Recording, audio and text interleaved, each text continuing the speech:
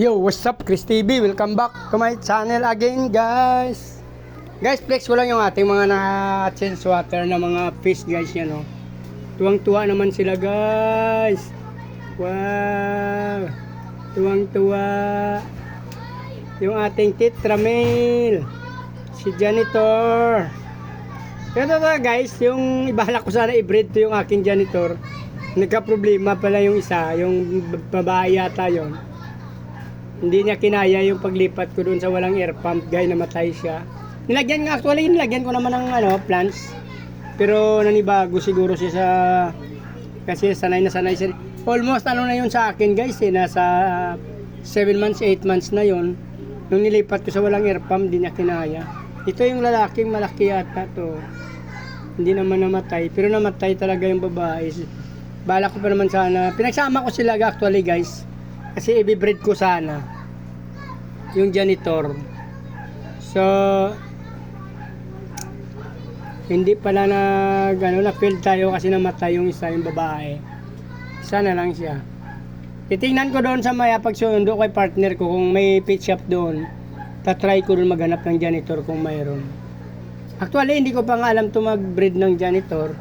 Pero YouTube ko, ano ko na lang kay Ninang YouTube kung ano talaga. Kasi hindi ko pa to alam kung egg layer sila or live bearer. So sa tingin ko parang live bearer yata to sila. Titingnan na lang natin kay Ninang YouTube kung ano talaga ang ano nito. Live bearer ba siya o egg layer? So tuwang-tuwa naman sila, guys. Yan. Kasama yung ating RDSS. Yan, malinis, oh. Wow, komportable sila kasi, guys, pagkabagong palit. Actually kasi malalaki na yung ating female dyan, guys. Talagang mga big mama talaga yan, guys. So, yan. Malayo lang ako, guys. Ang camera ko malayo. Pero pag nilapit natin, guys, sa actual kasi, guys, sa personal nila, ang lalaki nila yan, guys. Ang haba. Pag nagbugay yan, guys, 60 up. Yung mother nila, guys, bumubuga ng 80 above yun, guys. Ang dami. Ito, oh, lalaki nito. So, hindi talaga bababa sa 52, guys, pagka hindi lang sila nangangain kasi ang female na to, sobrang laki nila talaga, guys. Yan, oh. Nakita nyo naman yung aking male na dumaan, oh. Yan, oh. Yung male, oh.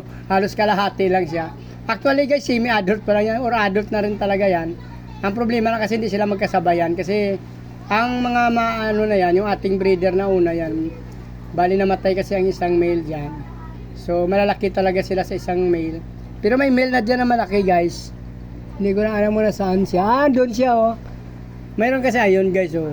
Naglagay kasi ako dyan, naglagay kasi tayo dyan ng retaso ng sako, guys. Nagmano-mano ako ng tas-tas na sako kasi nilalagyan ko yung ibang mga fish natin na yung kumakain ng kanilang mga baby, guys. Yung mga fry, kumakain.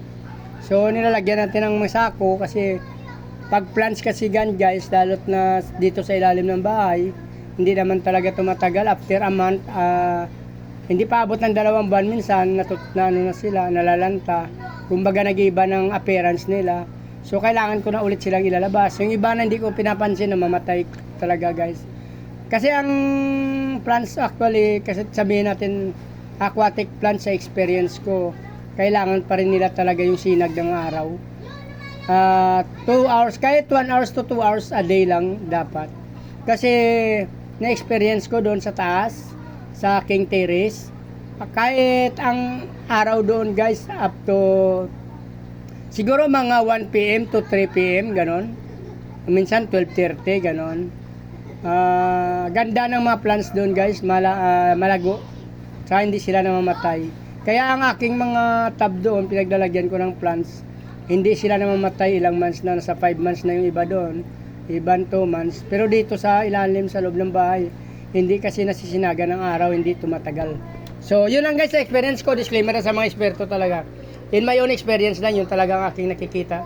Pag hindi talaga naarawan kahit anong klaseng aquatic plants, kasi na-try ko na yung water lily, yung duckweed, yung asola, at the same time din dun sa mga breeder yung guppy grass, same din sa hornwort. Namamatay yan, guys, oh. Malago nung nilagay natin yan. Tinan mo naman ngayon, oh. Dito sa ilalim ng bahay yan, oh.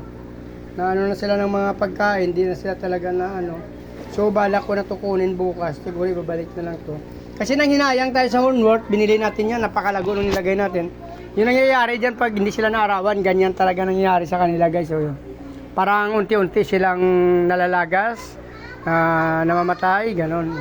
Parang ganon guys. So, hindi talaga sila nabubuhay pag walang sinag ng araw. Minimum na sana 1 hours, 2 hours. 2 hours talaga ang pinakamaganda. 2 hours a day talaga maarawan sila. Kahit sabihin natin aquatic plants pag wala talagang araw. Kasi meron kasi dyan, alam ko kay Ninang YouTube nakita ko. Meron talaga ilaw nilalagay dyan pag sa ilalim lang ng bahay ang aquarium mo. Mayroong ilaw dyan na nagsisilbing parang heat energy sa kanila na talagang mabubuhay sila pag may ganong ilaw. So since wala naman tayong budget na ganong kalaki at tayo sa newbie pa lang, so hindi pa natin afford yung mga ganong style guys. So kung natapos yung video na to at nagustuhan nyo guys, please like, follow, subscribe mga guys. Sama nyo na rin notification bell para updated kayo sa mga in-upload natin na video araw-araw guys. Maraming salamat sa patuloy na panonood at pagsubaybay sa aking sa pagsuporta guys. Paki-follow nyo na rin ang aking Facebook page guys, Chris Molieno. Maraming salamat. Mabuhay kayo hanggang gusto nyo. Bye-bye.